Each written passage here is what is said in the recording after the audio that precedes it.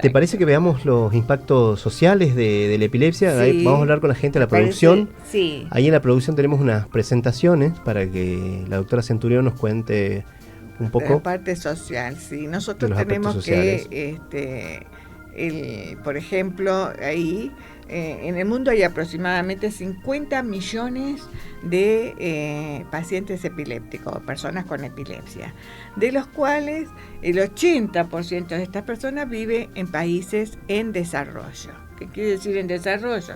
En Europa, Estados Unidos, en los países, digamos, del primer mundo. Nosotros somos tercer mundo, somos de bajo desarrollo. Y acá generalmente, por ejemplo, de ese 50 millones de personas, el 80% recibe medicación, drogas antiepilépticas, y están justamente en el primer mundo.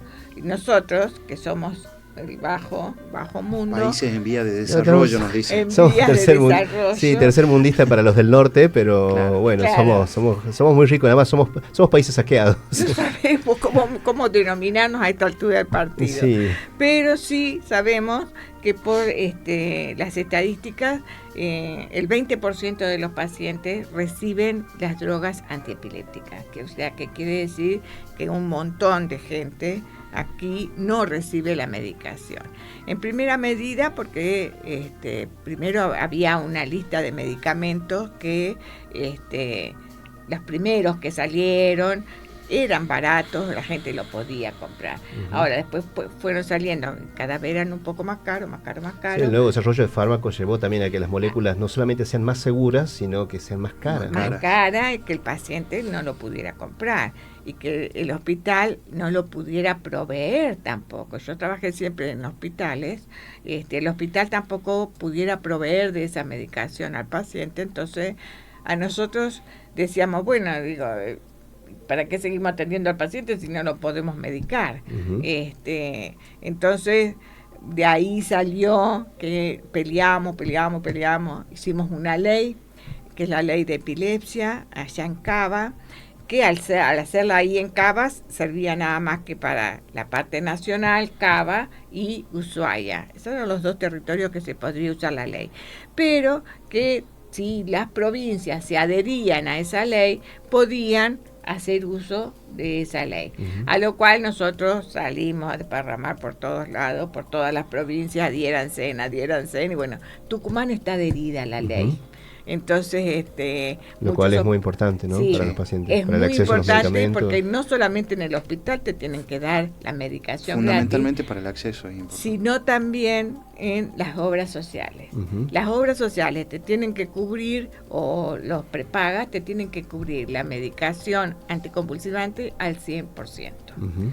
Entonces, eso es muy importante para todos los pacientes, porque hoy en día yo sé que la situación está difícil, la medicación es cara, entonces eso es importante. La ley es la 25.404. Bien. Y es muy importante saberlo, porque uno puede informarle al paciente y el paciente lo puede requerir de cierta medida. Y no tienen que andar haciendo denuncias ni nada, o sea, va a la Defensoría del Pueblo, no le dan la droga, va a la Defensoría del Pueblo, en la Defensoría del Pueblo te atienden todos los abogados gratis y te hacen el trámite, y cuando querés a la semana, a las 2 semanas ya tenés la medicación, porque tenés la ley que te ampara. Y también, esta es la ley, que tenemos el primer artículo que dice: la presente ley garantiza a toda la persona que padece epilepsia el tiempo al mismo ejercicio de su derechos y posibilidades, para que, o sea, que no tienen que tener las mismas posibilidades que cualquier otra persona. Bueno, es acceso a la salud, digamos, acceso a la salud. O sea, si hay un derecho humano elemental que va a pedir trabajo, él tiene que estar en esa cola para pedir trabajo. Uh-huh. Y la epilepsia está considerada como un implemento, o sea, para la... Claro, no se la considera como un impedimento. Exacto. Para la postulación, lo que nos comentaba Miguel en un principio, ¿no? Exacto, al principio. Todos hemos tenido un paciente gente que de alguna forma u otra se les ha negado un trabajo por tener epilepsia. Totalmente. Y hay pacientes, había antes, ahora ya no, porque con esto, en el artículo 8, el paciente tiene que tener, si él le solicita al médico un breve historia clínica, él la tiene que tener y él la puede presentar. Que a la vez diga si está en condiciones de trabajar o no trabajar. Sí, porque eso también hay que tener claro, que no todas las personas con epilepsia tienen la misma forma, la misma gravedad. Es importante el concepto del trabajo adaptado.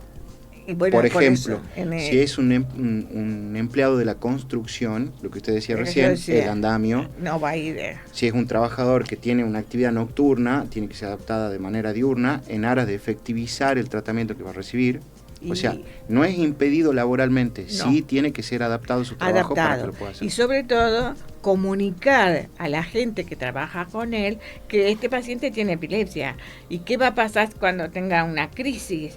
Pues se va a caer, lo tienen que atender, que lo tienen que poner de costado para que no se broncoaspire. Pero eso también es importante, ¿no? Que en cuántos estamentos, tanto públicos como privados, se conoce elementos básicos, medidas básicas para disminuir los riesgos, disminuir los daños en las personas con epilepsia.